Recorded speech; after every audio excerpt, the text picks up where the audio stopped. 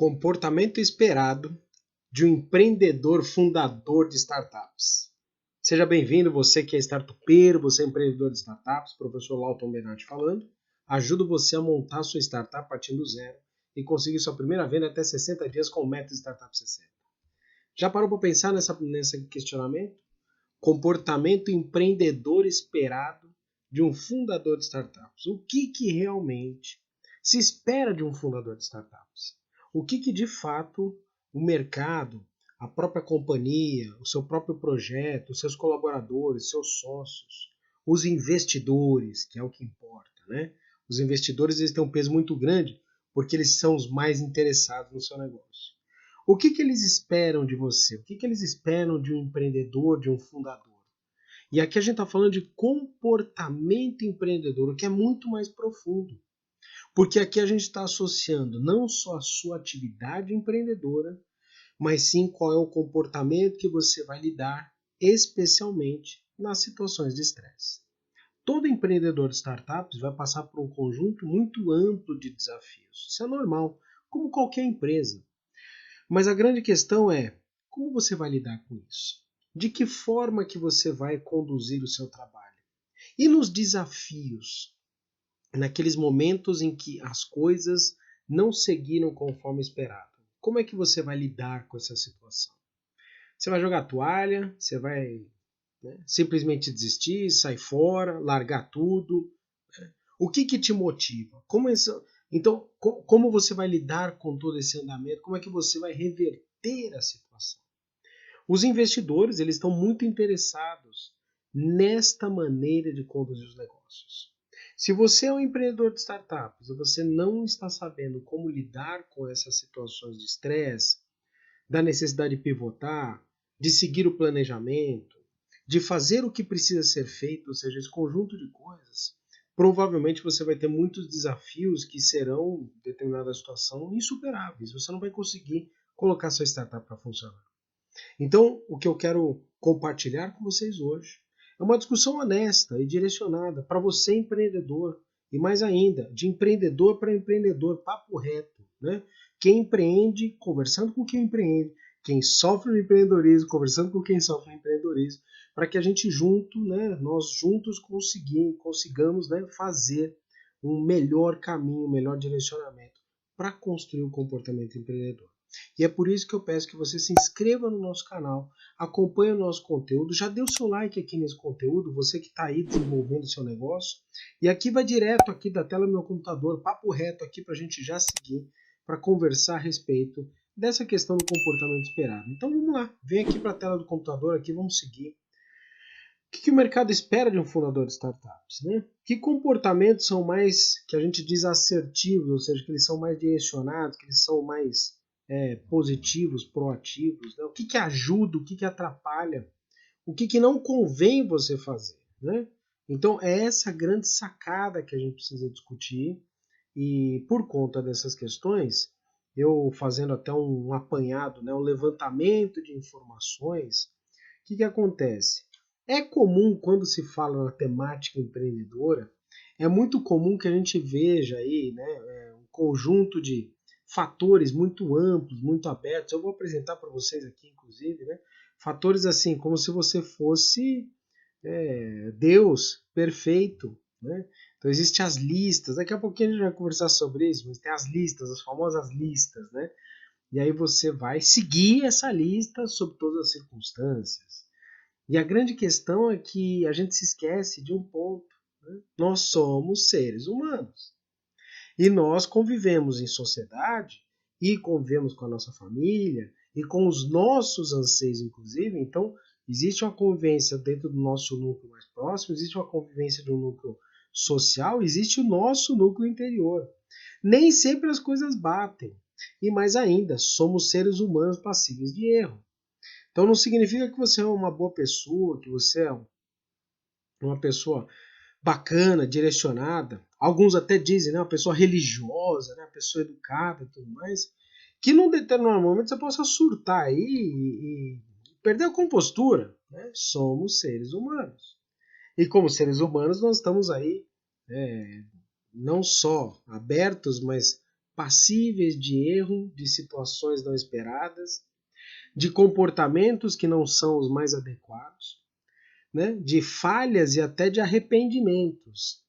Mas a grande questão aqui é que a nossa conversa aqui não está direcionada apenas ao momento daquela situação em que você explodiu, estourou, que você tomou as decisões aí com a cabeça quente, essas coisas todas. Não!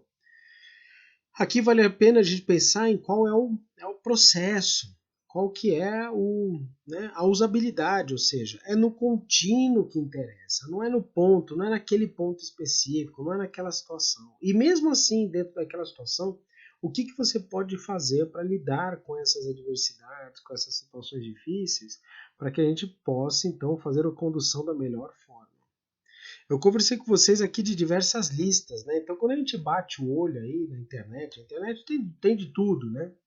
E olha, as listas que eu vou mostrar aqui para vocês, elas são listas confiáveis, de fontes confiáveis, ok? Então, elas não devem ser desmerecidas ou desacreditadas. A conversa não é essa. Vamos dar uma olhada nessas listas aqui, certo? Que depois no final eu vou conversar aí a minha opinião sobre essa questão de uma maneira profissional, direcionada, e como é que a gente pode lidar com isso, ok?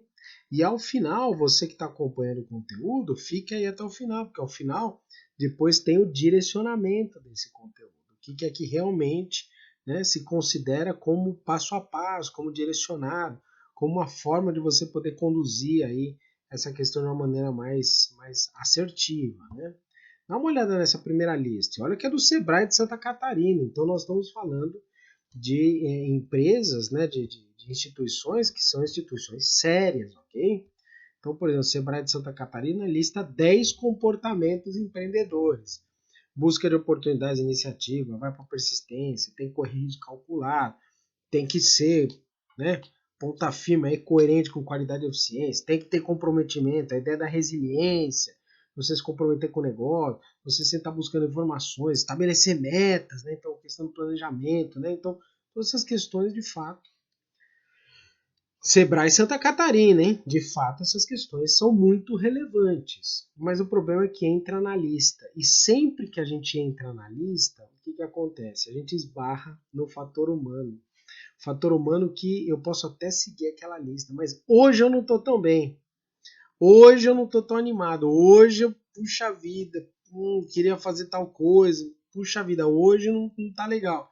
Quando o comportamento empreendedor não tem essa de hoje, né? Não existe essa de hoje. Tem o que precisa ser feito. A gente vai conversar sobre isso, né? Você quer ver de uma outra fonte confiável, tá? Confiável. Eu só estou trazendo fonte confiável para vocês aqui. Olha isso, fonte da Endeavor. Endeavor, ou seja, uma referência global em empreendedorismo, certo? Em que ela coloca lá o comportamento empreendedor dentro de um círculo de competências perdão, e de comportamentos esperados. Começa com a questão do otimismo e da autoconfiança, que é algo que os empreendedores precisam ter. Né? Se ele não tiver o otimismo de abrir um negócio, não abro, né?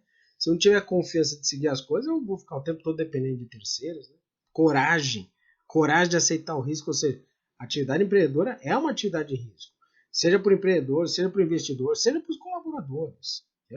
Né? A gente já falou, inclusive, sobre o risco aqui, não falamos? Se lembra que eu comentei com vocês que, né, o empreendedor tem um risco porque ele tem variáveis de mercado, um funcionário de uma empresa ele tem um risco maior ainda porque ele não consegue controlar nada do assunto. Então eu tenho o controle de algumas variáveis, né, na atividade empreendedora. Eu não tenho controle nenhum das minhas atividades. Sempre tem alguém que controla minhas atividades. Quem é que está mais confortável aqui com o risco, para vocês terem ideia? Então, sim, o empreendedor tem que ter otimismo, ele tem que ter autoconfiança, tem que ter coragem para aceitar o risco, ele tem que ser protagonista daquela situação toda. É Endeavor que está falando, ok? Então, estou pesquisando só as fontes mais confiáveis possíveis. E aí, lógico, considerando que vai passar por perrengue, vai passar por situações, então a ideia, né, o conceito de resiliência e persistência, né? Então, esse conjunto aí de competências levam o empreendedor a assumir um papel aí dentro desse processo, e a gente fica questionando. É lista também do mesmo jeito, né? A lista é lista. E aí, se eu seguir exatamente essa lista, esse computador resolve o problema? E aí eu jogo essa pergunta para você aí. está me acompanhando, você é startupeiro que está acompanhando. Basta seguir aquela lista, lá está tudo resolvido. Será mesmo? Será que não tem as variáveis do mercado que a gente nunca vai descobrir? Será que não tem o comportamento da concorrência que a gente não consegue monitorar? Será que não tem uma mudança de comportamento social do ambiente que nós vivemos, da sociedade, que de repente eu não consiga lidar com a situação? De repente tem um político doido aí, tem uma Câmara aí dos vereadores, dos deputados doidos, que aprova uma lei aí do nada, eu tenho que sair me virando aí para sobreviver e adequar meu negócio a essa nova realidade. Olha a quantidade de variáveis, né, que estão previstas. Será que todas essas variáveis, perdão, elas estão previstas dentro dessas listas? Né? Então, aí, aqui tem uma seriedade nesse sentido. Mas, ó, vamos lá, tem mais uma aqui, ó. Tá? Vamos dizer, ó, olha essa lista, Sebrae Nacional, 20 comportamentos, 20 comportamentos. Mentalidade de crescimento, proatividade, criatividade, ser persistente, né? Junto à resiliência, ser corajoso, flexível, resiliente, ali, ó, olha isso, ó. Então, a questão do otimismo, do ser proativo, de você ser líder, é sempre o seja, né? Sentido que, meu, tem que ser você. Você tem que se virar, se vira. Seja inovador, toca o pau aí para conduzir as coisas de uma maneira colaborativa e ética, né? Seja aprendiz, seja começando sempre o tempo todo. Aprendiz e ambicioso, os dois juntos, inclusive, né? Então, precisa de ser organizador e visionário. Sendo que na prática organizador é uma coisa, visionário é outra. Geralmente o visionário não é nada organizado. O cara organizado não necessariamente é o visionário. A autodisciplina, ela pode não ser a melhor das questões junto com o organizado. Né? Então, ser proativo na busca por novos conhecimentos e habilidades. Já tinha repetido ser proativo antes. Né? Seja persistente no desenvolvimento de suas habilidades. Já tinha falado de ser persistente. Sebrae Nacional. E ó, é importante deixar claro. Eu já fui estagiário do Sebrae, já, certo? Então eu confio no Sebrae. Eu gosto da instituição demais, top. Você que é empreendedor, sabe das ações do Sebrae. Quem vai ter coragem de questionar o Sebrae? Eu não vou questionar o Sebrae. Mas essa lista não ajuda. Qualquer lista não vai ajudar. Por que as listas não ajudam? Porque elas consideram que você vai cumprir com elas na íntegra. E que você não vai ter nenhum desafio a respeito disso. Quando, na verdade, na prática, as listas elas fazem pouco sentido, uma vez que eu estou lá convivendo na vida real, os boletos estão vencendo, o funcionário está reclamando, e mesmo assim eu estou sem dinheiro para pagar algumas coisas, e aí tem um conjunto de variáveis que estão alternando no mercado, e aí eu tenho, né, as coisas que precisam ser apresentadas aí de resultado, de vendas, minha família me cobrando, eu estou conduzindo startup, eu tô discutindo você, né? Estou te apresentando, né? Você decidiu montar startup, pediu demissão da empresa, sua família já tá puta da vida com você, já quer, né? Ela quer tirar seu couro, falando: Meu Deus do céu, você saiu do emprego daquela empresa, ganhava não sei quantos mil reais por mês, aí você tá lá todo feliz com isso lá, e aí a sua família descendo o sarrafo, e tem um monte de gente te questionando. Né, o que você vai fazer nessa questão toda, né? Então, você tem um monte de questões aí que precisam ser levadas em consideração.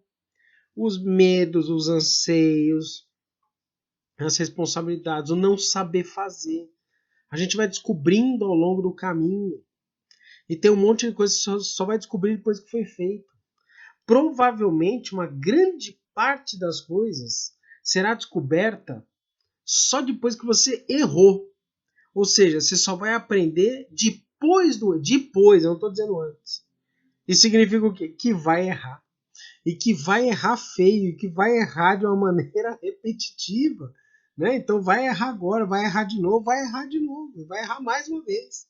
E amanhã também. E vai ter que aprender a lidar com a situação, porque tem coisa que você só vai descobrir depois que o erro ocorreu, certo?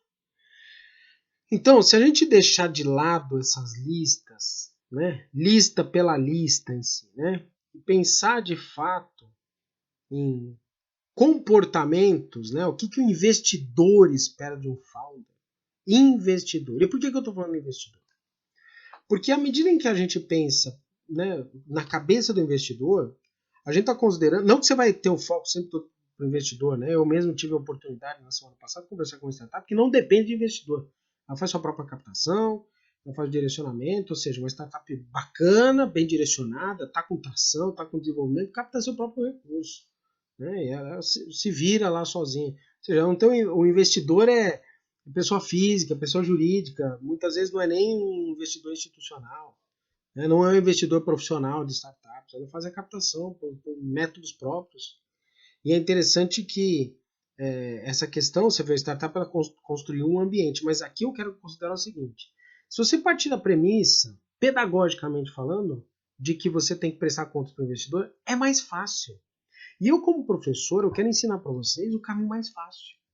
Quando você cria um método, né, quando você pensa em aspectos que você tem que prestar contas para aquele caminho que, teoricamente falando, é mais fácil você assumir, né, dentro de uma verdade, se você pensar, né, dentro da visão do que o investidor espera de um fundador, de um founder, é mais fácil você direcionar. Por quê? Porque o investidor, em tese, é aquele que está mais interessado no seu negócio e vai ser aquele que mais vai cobrar de você, né? Além de você mesmo. E aí vem uma questão até comportamental. Você está preparado para ser empreendedor? Você está preparado para ser fundador? Né? Será que você assume essa responsabilidade, essa questão toda? Então, longe de falar listas, eu quero apresentar tópicos para você. De novo, longe de falar listas. Você não segue isso como verdade. Você pode refutar um deles, pode direcionar, mas pense como comportamentos. Tá? E o que a gente vai discutir agora são, de fato, os comportamentos, que é isso que eu quero explorar junto com você, dentro dessa relação de coisas, né? Preocupações que o investidor ele tem. Ele espera de um founder, de um fundador, ok? Então vamos lá. A primeira coisa que um fundador espera é que tenha dedicação exclusiva. Para vocês terem ideia, muitas das grandes casas de investimento, e aqui eu estou falando os venture capitals, né, os fundos de investimento que atuam como gente grande mesmo, tá? Gente grande mesmo, de verdade, que está direcionando para as startups, em construção, em direcionamento, que não fica participando de evento aí, né, espalhado, que as startups ficam aí assediando elas têm departamentos organizados e tudo mais. Para muitas delas, a primeira regra é, se o empreendedor não se dedica de uma maneira exclusiva, nós nem olhamos o white paper, né, o documento dessa startup. Nem olhamos. Por quê? Porque o princípio de dedicação exclusiva, você vê mais que um comportamento, é um aspecto interessante. Aqui diz o seguinte: o empreendedor ele depende desse projeto. Não é plano B, não é plano C, não é se der certo tudo bem, se não eu continuo na minha empresa. Okay? Então a dedicação exclusiva é um dos aspectos, se a gente falar comportamentais, que a gente pode até deixar de lado o comportamento. Por isso que eu não estou dizendo que é uma lista. Né? Pensa que é um aspecto. A dedicação, né? Esse comportamento esperado da dedicação exclusiva, é visto aos olhos do investidor que não é um plano B. É o que você está focado. E ao estar focado, você coloca seu amor, seu direcionamento, seu intelecto, seu tempo, seus esforços voltados para aquele projeto. Então, quando você se torna um empreendedor de startups e você não tem essa dedicação exclusiva, provavelmente seu negócio, não vou dizer que vai quebrar, mas ele vai patinar, e vai patinar muito tempo. Porque o foco e a dedicação é complexo. Ah, professor Lauto, mas puxa vida, eu tenho outras atividades, não sei o que. Eu também, fica tranquilo, eu também. Eu sou professor universitário, eu tenho atividades, eu tenho outras atividades. Mas a grande questão aqui da dedicação exclusiva significa que não é um plano B, você não está usando isso como, vamos ver o que vai dar. Né? E para algumas dessas grandes casas, né, eles consideram assim, aí sim, eu digo literalmente mesmo, né, que pelo menos um dos fundadores trabalha 100%. Literalmente, 100%. Então, se você tem sócios, você trabalha lá 40 horas na semana. 80 horas na semana, né? Quer dizer, não é 40, né? 60, 70, 80 horas na semana, né? Não estou defendendo trabalho escravo aqui, obviamente, mas você como empreendedor, você como fundador, perdão, faz uma dedicação realmente direcionada, né? Pelo menos um dos fundadores, um dos empreendedores.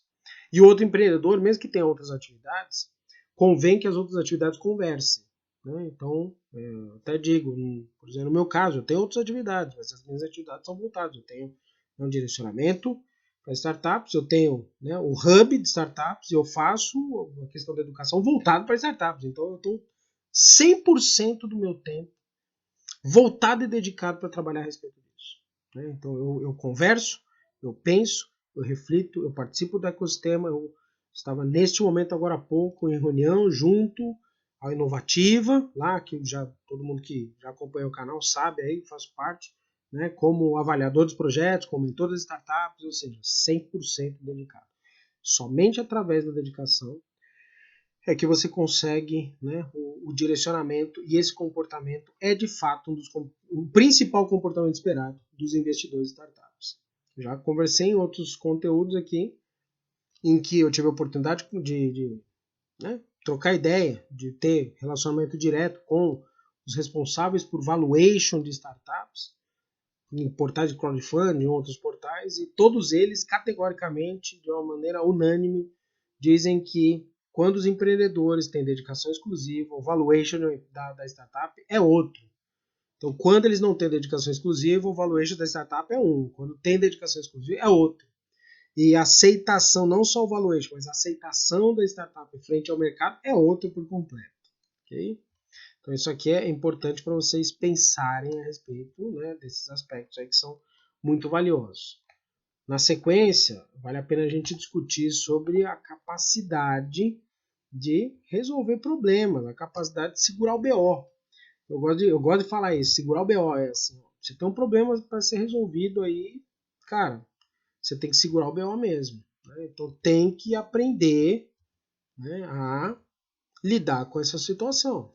Vai ter que aprender, né? Capacidade para segurar o BO. Ou seja, o que, que é isso? Tem a criatividade, tem, né, a vontade de fazer isso, né? De você conseguir realmente fazer esse direcionamento, de você conseguir construir, né, esses aspectos. Tem as questões técnicas também, obviamente, né? Então o empreendedor ele vai estudar tecnicamente para resolver isso. E aqui vem um ponto.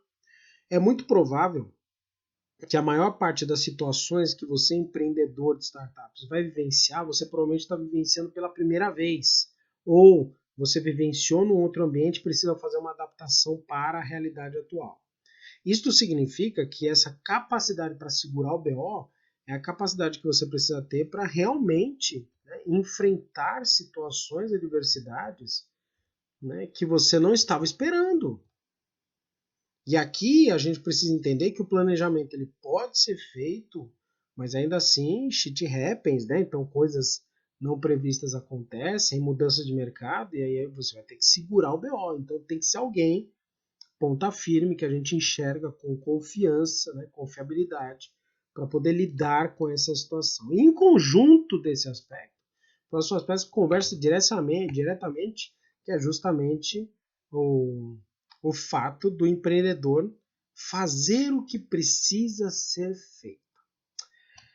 Esse ponto é importante, por quê? Porque tem gente que não está disposta a pagar o preço de fazer coisas que precisam ser feitas. Aqui eu estou dizendo tomar decisões difíceis.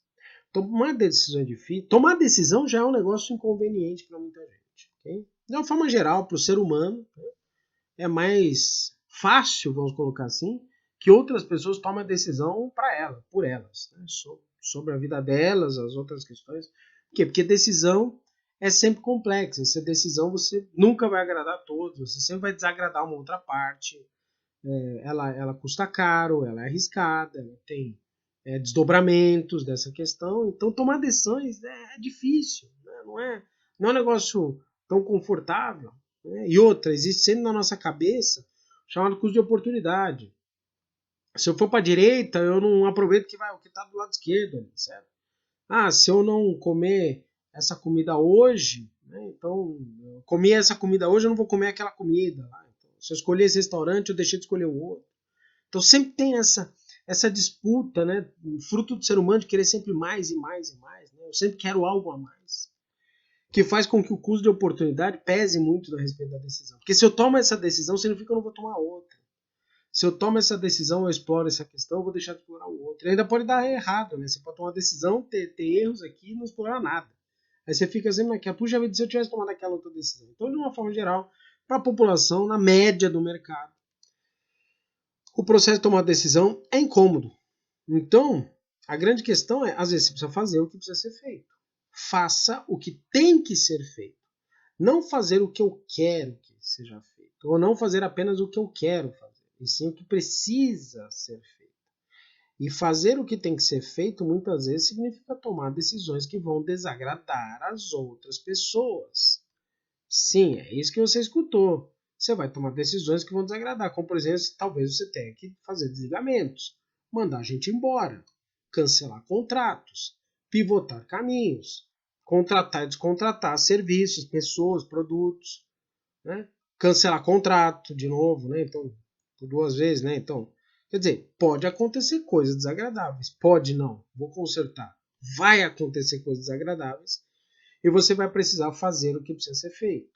Né? Essa capacidade de você fazer o que precisa ser feito, aos olhos dos investidores, tem um peso muito grande, porque o que acontece? Na cabeça do investidor, ele vai dizer o seguinte: estou colocando dinheiro naquela empresa e ela, se precisar tomar decisões difíceis para preservar os ganhos, ele vai ter condições, os fundadores, as fundadoras terão condições de tomar decisões de uma maneira fria, direcionada e voltada para o melhor do projeto. Então essa questão também deve ser levada em consideração.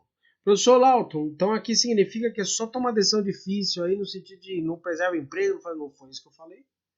Às vezes você tem que tomar decisão ESG. Decisão ESG pode ser muito em termos de ganhos ou de responsabilidade social. Qual que às vezes você tem que tomar uma decisão que leva ao equilíbrio. E o equilíbrio pode ser que você não tenha tanta lucratividade.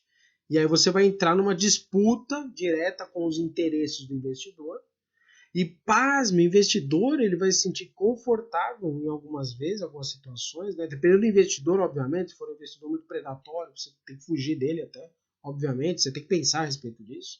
Mas de uma forma geral, se você tiver argumentação coerente, eu falar que isso leva à manutenção a estabilidade da startup, a manutenção da startup, ao direcionamento da startup ao longo do tempo, o investidor vai se sentir satisfeito. O recado aqui é claro, ele quer que alguém tenha a capacidade de segurar o BO e faça o que precisa ser feito.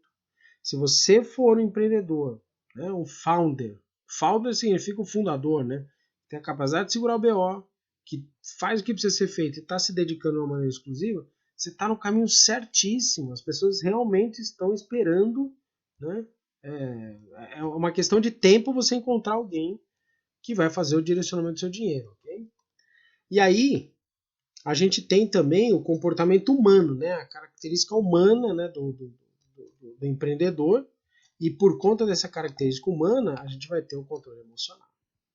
E aqui vem um ponto importante, né? Você vai passar por desafios, mas vai passar por desafios sérios, feios, direcionados, que vão levar você ao extremo, situações extremas. Isso faz parte de qualquer risco empreendedor, pode ser até empresa convencional, mas startups um pouco mais de ênfase, porque a gente está trabalhando sempre num ambiente de alta transmutação, né? Então, de alta transformação, tecnologia, inovação, né? Então, é um ambiente mais agressivo, mais acelerado.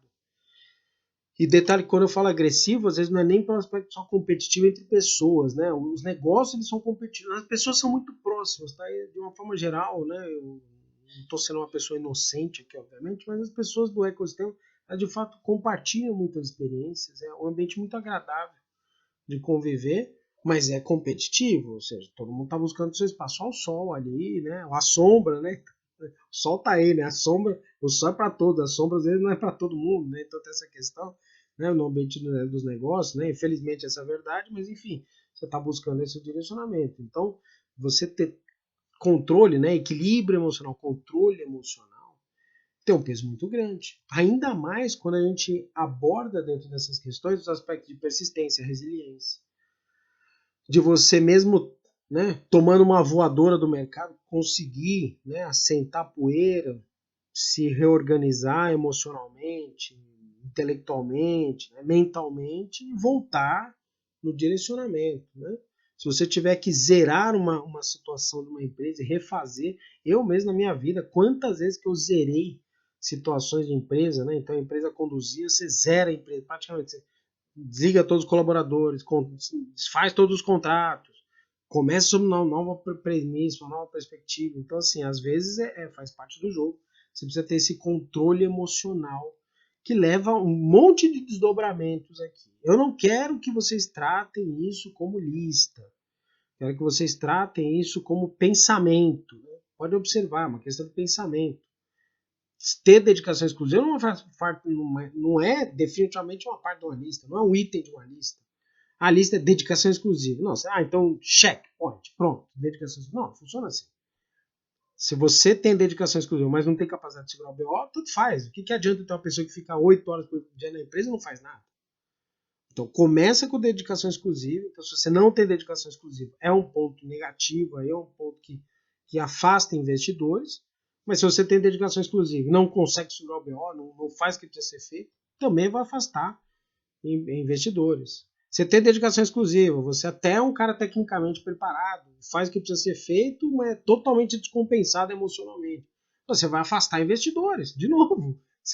Você vai sempre ficar devendo, né, um pedaço aí, lógico, você não precisa ser perfeito, ninguém está buscando a perfeição aqui, mas são aspectos que devem ser levados em consideração quando a gente pensa nos comportamentos aí esperados aí que o investidor quer buscar no Founder. Né? E eu falo isso com propriedade na posição como investidor, né? E isso é algo que hoje eu observo bastante nesse aspecto. Obviamente que a questão da transparência, mais do que uma questão comportamental, é um compromisso. Compromisso, primeiro, jurídico, antes de mais nada. Depois, um compromisso moral, de você ter a governança do seu negócio. Né? Então, a governança tem que acontecer. Governança é a transparência. É você dizer o seguinte, ó, funciona assim, está acontecendo isso, o direcionamento é esse. Nas startups, nas empresas convencionais, essa questão da governança ela sempre foi meio deixada de lado. Por quê? Porque os donos não precisavam prestar contas para ninguém. Né? Se você parar para pensar, né? Você tinha lá uma empresa convencional, o cara era dono do comércio, da loja, do salão de beleza, da pizzaria, tudo mais, ele prestava contas para ele, eventualmente para o sócio.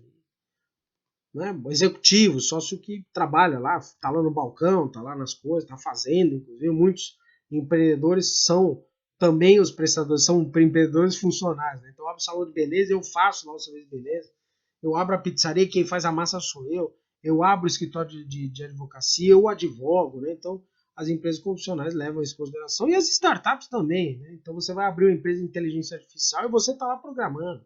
Você abre um marketplace e você lá está fazendo a gestão de atendimento, suporte técnico e tudo mais. Beleza, tranquilo, tudo bem. Mas o que a gente precisa enxergar é que quando a gente começa a inserir investidores, eu falo, você tem que ter essa questão de transparência. Ou seja, você tem que aprender, e aqui eu estou dizendo literalmente, você tem que aprender a lidar com a prestação de contas. Você vai aprender a lidar com o ato de prestar contas. Você tem que prestar contas para a sociedade, prestar contas para os investidores, prestar contas para os colaboradores. Tem que prestar contas. Porque esse prestar contas aqui, ele vai realmente estabelecer, então, uma premissa de transparência, de governança. E por fim, aqui, não menos importante, lógico, não é uma lista, é importante que a gente enxergue, eu poderia até apontar mais coisas, eu estou colocando aqui a visão como investidor. Né? A ideia é essa. Você segue conforme o plano, não importa o que aconteça, segue o jogo, segue o plano. Nem que você tenha que pivotar. Ou seja, parece até um contrassenso, né? Meio contraintuitiva essa frase, né? Siga conforme o plano, nem que tenha que pivotar. Parece o seguinte, não, mas é para seguir ou não é para seguir o plano? Como é que é? Sigo ou não sigo, né? A ideia é, segue o jogo, segue o plano. Por quê? Vai ter desafios, vai ter oscilações, vai ter mudanças, vai ter dia que vai chover, vai ter dia que vai fazer sol. No dia que chover, coloca sua capa de chuva, e segue o jogo, certo? O cliente cancelou o contrato, segue o jogo.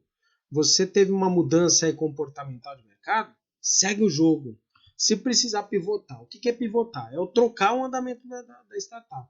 Você faz isso quantas vezes forem necessárias. Lógico, tem algumas premissas para isso, tem conteúdo no canal, como é que a gente faz a pivotagem e tudo mais. Fica aí, fica junto no canal que você tem esse conteúdo para você. Mas a grande sacada aqui é, se eu precisar trocar de caminho, ótimo, eu troco o quê? Eu troco a solução, mas o problema eu tô apaixonado.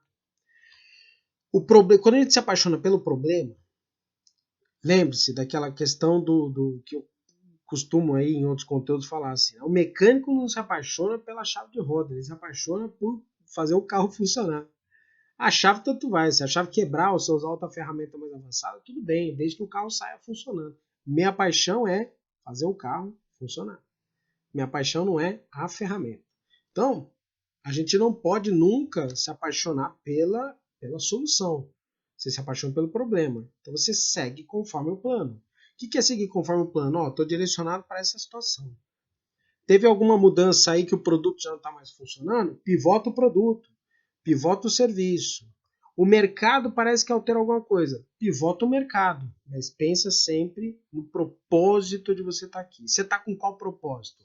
O propósito é esse? Siga conforme o plano. Você segue conforme o plano. Por quê? Porque os resultados a longo prazo sempre são os melhores resultados, até para startups. A gente não pode considerar que uma startup, principalmente early stage, né, que são startups novas, né, ao primeiro sinal de sucesso, fala, tá tudo certo. Não, a tendência não é essa.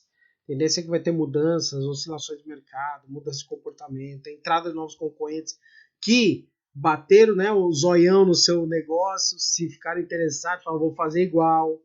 Aí você aumenta a competitividade de gente que é seguidor, que fica aí só chupinhando aí seu negócio. Nisso você já vai, você está perdendo competitividade, que provavelmente ele vai oferecer alguns centavos mais barato que você, e aí essa questão do preço também começa a te afetar. Mais gente, mais players lutando aí no mesmo espaço, enfim, a coisa vai ficando mais feia aí, mais agressiva, né? Então, mas você segue conforme o plano. Segue com. Opa, esse aqui é melhor. Segue conforme o plano. Se precisar pivotar, pivota. Pivota no produto, pivota no serviço, pivota nos produtos e serviços agregados, pivota no canal de distribuição, nos aspectos mercadológicos e até na solução em si, se for o caso. Tá? Mas o problema, ele provavelmente ele tá é o núcleo, né? Então ele está bem nichado, ele está bem direcionado. Uma vez que você acerta o problema, você só vai trocando as ferramentas aí, se for necessário, for o caso. Então, essas questões, né, são interessantes porque, como investidor, o que eu escuto dos demais investidores, o que eu tenho como premissa para mim, o que eu enxergo como hub, o que eu enxergo como profissional, o que eu enxergo como participante do ecossistema, e eu, principalmente não só o que eu enxergo dentro de mim, mas o que eu vejo no comportamento dos outros colegas participantes, os outros investidores, os outros mentores, os participantes do ecossistema, a galera que e as instituições ao qual eu faço parte, tudo mais, o que eu percebo nesse sentido, eu vejo realmente essa questão aí muito arraigada, muito direcionada aí, e vale a pena a gente explorar ao máximo essas questões. Gostou do conteúdo? Se inscreva no canal, já dá o like, já se fez sentido para você, né? Se esse conteúdo te ajuda a direcionar seus esforços, se você se sente motivado com isso, se você entende o que você está fazendo certo, que às vezes, né, um terceiro pode te ajudar a compreender o que você está fazendo certo e te ajudar a fazer redirecionamento quando você não está tão bem direcionado. Eu fico por aqui, eu sou o professor Lauton Benatti, ajudo você a montar sua startup a partir do zero e conseguir sua primeira venda até 60 dias com o método Startup 60. Desejo uma ótima semana para todos. Mande suas dúvidas, elas serão todas respondidas e até a próxima transmissão. Valeu!